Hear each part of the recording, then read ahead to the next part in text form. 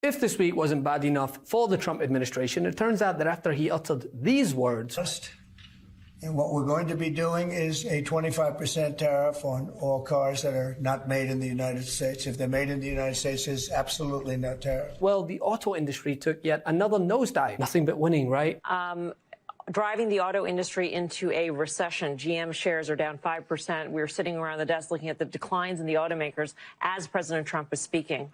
Well, it's been a difficult run already for the automakers. And here's what the Canadian Prime Minister had to say on the matter. President Trump announced 25% tariffs against our auto industry. And this is a direct attack, to be clear, a direct attack on the very workers that I stood in front of, uniform workers I stood in front of this morning at the Ambassador Bridge, a bridge that is a symbol and a reality up until now of the tight ties between our two countries, ties of kinship, ties of commerce, ties that are in the process of being broken. We will defend our workers. We'll defend our companies. We'll defend our country, and we'll defend it together. The old relationship we had with the United States, based on deepening integration of our economies and tight security and military cooperations, is over. What exactly the United States does next is unclear. But what is clear is that we, as Canadians, have agency. We have power. We are masters in our own home.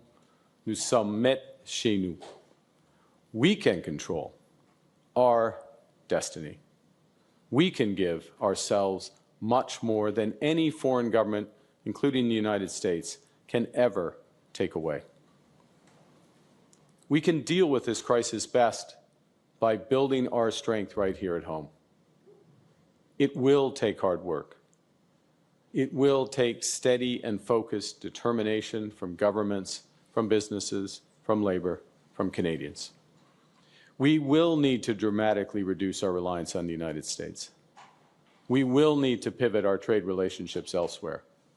And we will need to do things previously thought impossible at speeds we haven't seen in generations. If this week wasn't bad enough for the Trump administration, it turns out that after he uttered these words, the auto industry took yet another nosedive.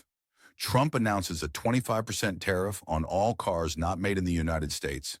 Sounds like winning, right? Well, GM shares are down 5%, and auto industry leaders are staring at massive declines in real time. While President Trump spewed these words, Mark Carney, former governor of the Bank of Canada, an economic mastermind, steps up to the plate to call out the disaster unfolding in the U.S. economy. Let's break down how Carney is stepping in to defend the Canadian economy while Trump watches his policies crash industries.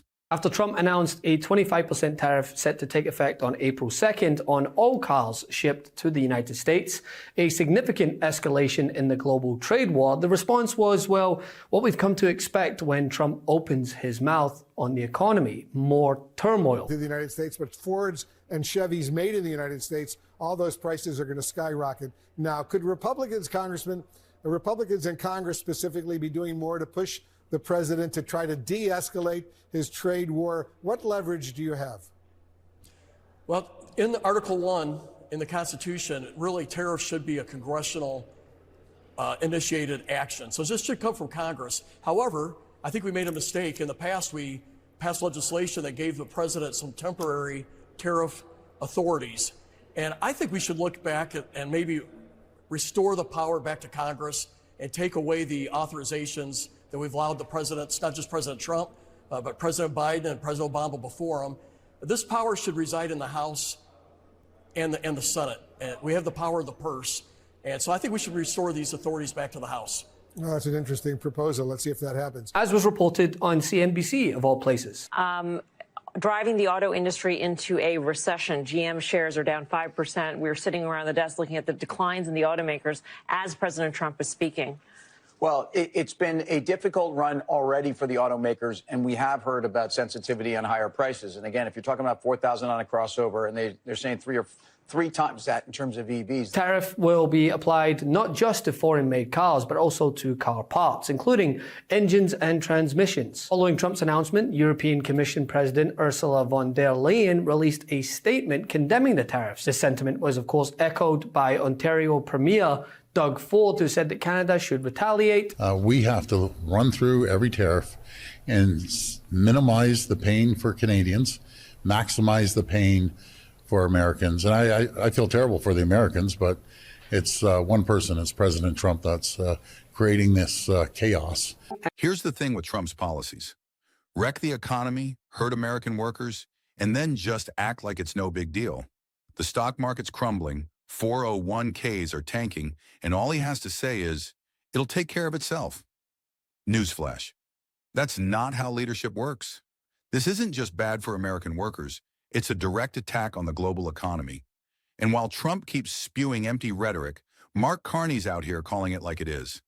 Canada needs to pivot and build strength here at home. And then there was this from the Canadian Prime Minister. I understand and respect his goal to support American workers, but I disagree with him that this is how to help them. With time, it will become apparent that these actions will end up hurting American workers and American consumers. I reject any attempts to weaken Canada, to wear us down, to break us so that America can own us. That will never happen. And our response to these latest tariffs is to fight, is to protect, and to build.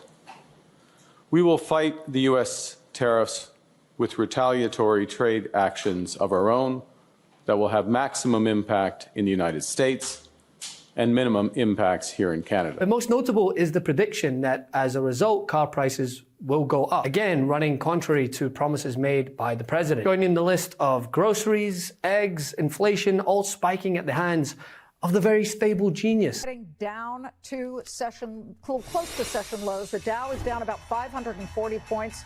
Folks, it is the S&P that appears to be about to close in correction territory, down 76%. We will see what happens tomorrow.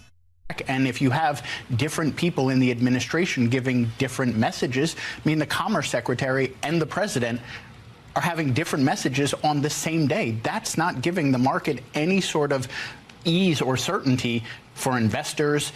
So I wouldn't be surprised if we have an even greater crash. We should let Jonathan keep talking because the market's come back 50 points. There you go. There you go. But obviously, the Dow is 1,500 points below where it was when Donald Trump took office. Yeah. That's not a good look. Experts have insisted these tariffs will quickly raise prices of new cars by thousands of dollars, stating that there is no such thing as a, quote, all-American car, since all depend on parts from Mexico and Canada. Parts from the two countries could soon be subjected to the tariffs Trump unveiled on Wednesday. And according to analysis by Michigan-based think tank Anderson Economic Group, the cost of producing vehicles built at U.S. plants will rise between $3,500 to $12,000 each. And what does that mean? Yes, it will mean the consumer has to pay more. Yeah, Kristen, and you get to it. Let's just start with Trump himself, that 47% job approval rating. Two ways of looking at this. First of all, if you compare Trump to every recent president, this point after coming into office,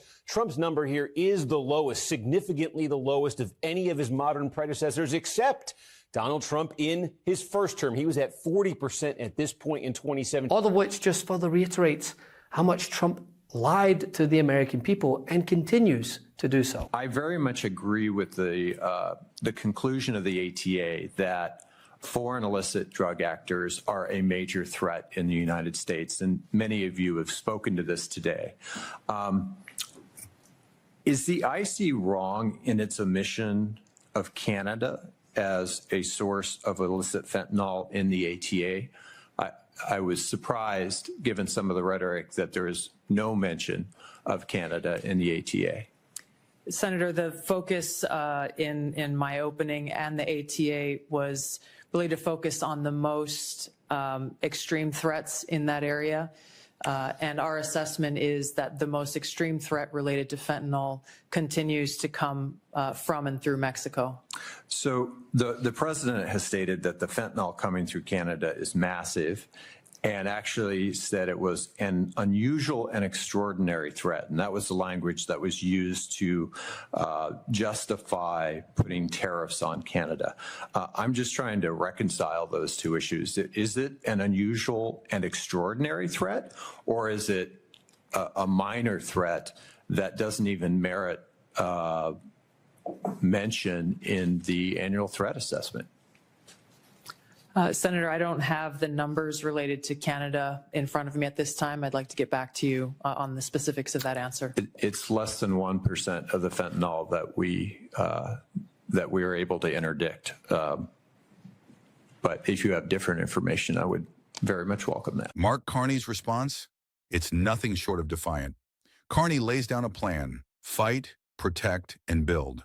He's standing firm, pushing back on Trump's tariffs with strategic retaliation and making it clear that Canada's future isn't reliant on Trump's chaotic decisions. While the market continues to suffer, Canada's preparing for a future independent from Trump's reckless trade wars. If there's anything clear from this, Carney's leading the charge, and Trump's actions are only pushing Canada to be stronger, more resilient, and more self-reliant. As Carney continues to lay the groundwork for Canada's future, Trump's chaotic economic policies only seem to hurt his own country. Canada's standing firm, and Mark Carney's the one showing true leadership in this mess. As always, don't forget to like, comment, and subscribe for more bold takes on the political chaos unfolding around the world.